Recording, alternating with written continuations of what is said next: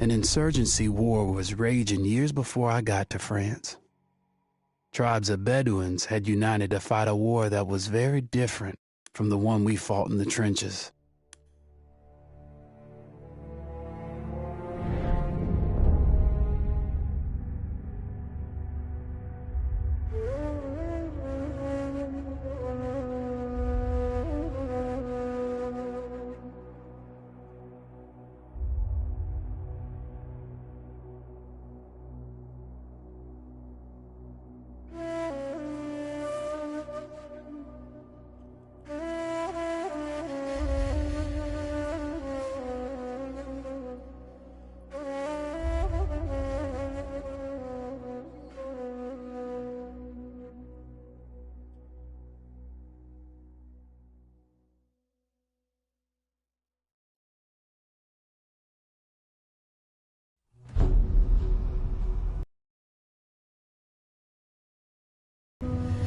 A vast ocean of drifting sands and scorched, sun-baked rocks. Beneath these endless dunes, oil, the lifeblood of our new mechanical century. For more than 400 years, the Ottoman Empire has ruled these lands, controlling all that's to be found here. But the Ottomans do not rule unopposed. Small bands of Bedouin rebels have united to overthrow the empire. They strike without warning and then vanish into the desert. Fighting alongside them is a lone British officer whose exploits have earned him wide renown. The world has taken to calling this man Lawrence of Arabia. In the desert, you rely on good planning, but you also hope for a dash of luck. And luck was with us when we learned of a recently derailed Ottoman train carrying a most interesting piece of cargo.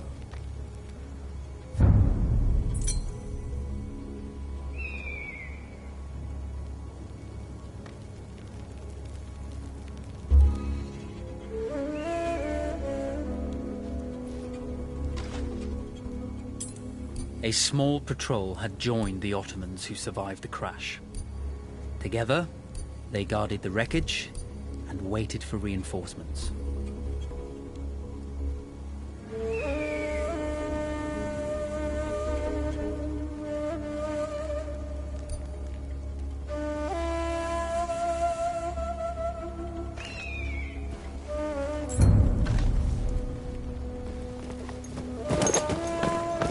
A lone fighter has just one advantage over a large enemy force.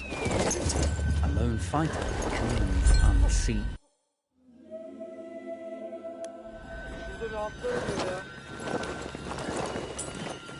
Cry havoc and let slip the dogs.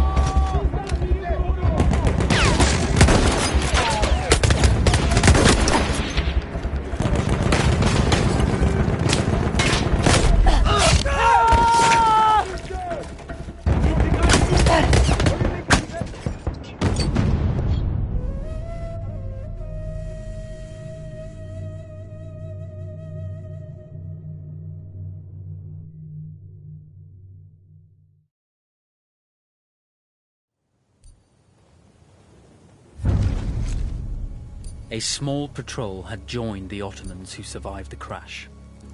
Together, they guarded the wreckage and waited for reinforcements.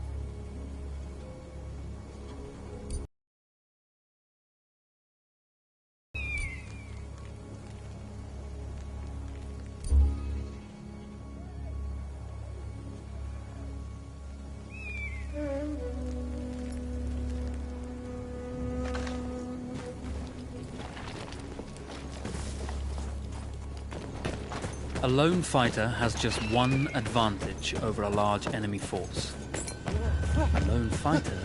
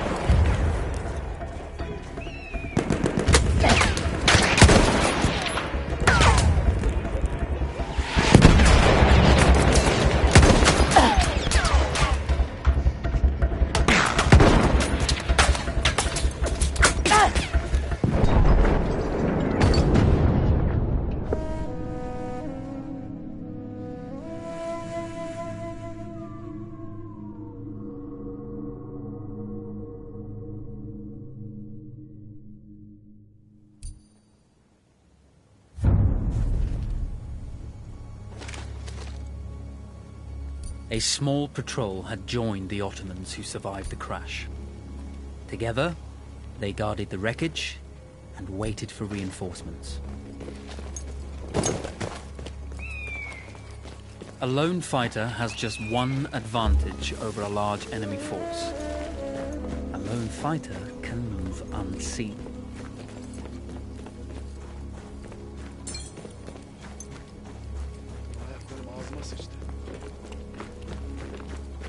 He knew well.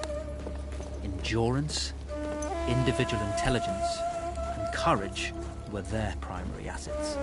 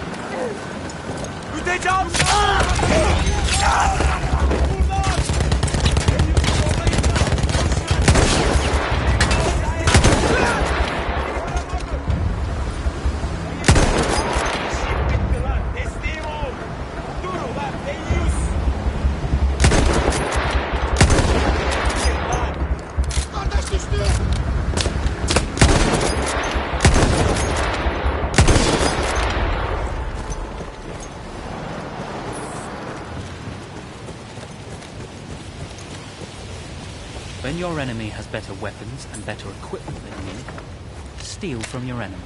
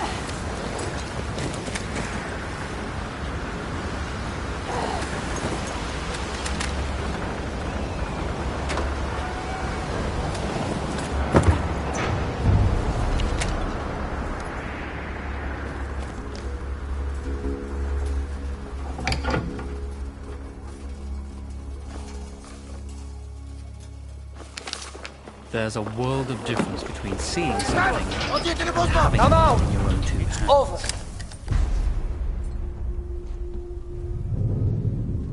Well, you did not think we would be fast enough to catch you here, did you? Lawrence of Arabia.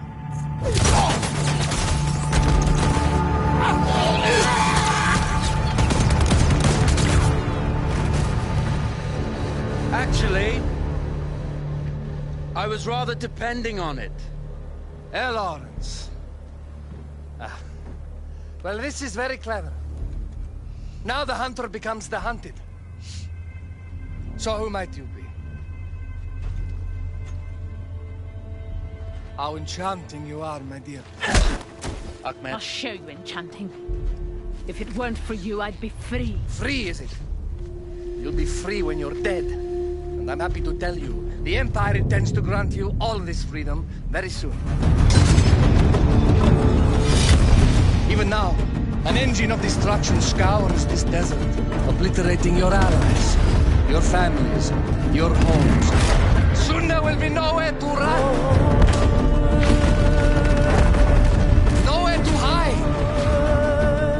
Soon all that you know, and all that you love, will be ashes. You will all be free to die. Oh, you animal! Zara. Oh. Now, I understand that you would like nothing more than to strip the flesh from that man's feet and send him off into the desert naked to die. But think about it. You're right. I'm sorry. My friend here, she can be a little brusque. You're going to tell me how to lie to your train, so we can lure it into a trap and destroy it. Impossible. To even begin to talk to that train, you would need an entire book of communication codes. Oh, like this one, you mean? You can never stop the progress of machines! One day, the whole world will take your lands, and the precious black gold beneath its sands. We shall see, my friend.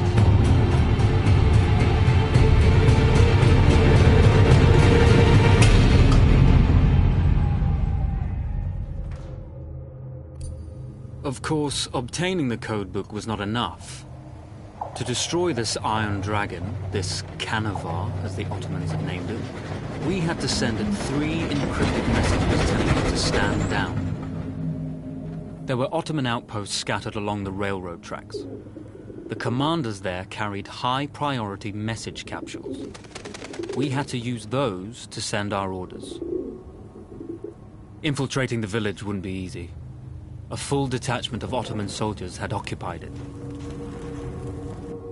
The Ottomans had chosen an isolated location for their desert outpost. It seemed lightly defended. It was also well stocked with arms and equipment. The ancient ruins were all that remained of a civilization now lost to time. The Ottoman Empire brought in the modern world with a host of armored vehicles and field guns. 3 commanders to eliminate, 3 personal message capsules to be stolen, and then sent with our false orders. How Zara tackled this dangerous and audacious mission was up to her.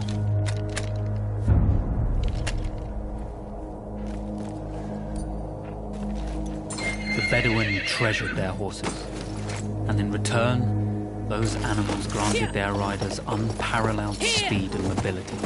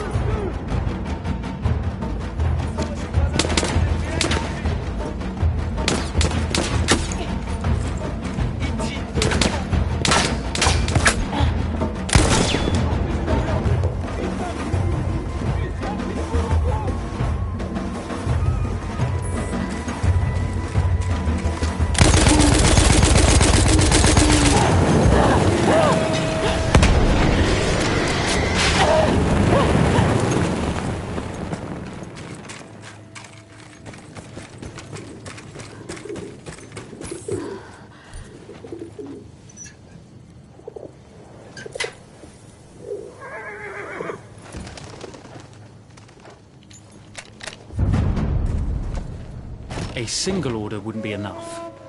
Ottoman protocol required the message to be received in triplicate before the train would acknowledge it as genuine.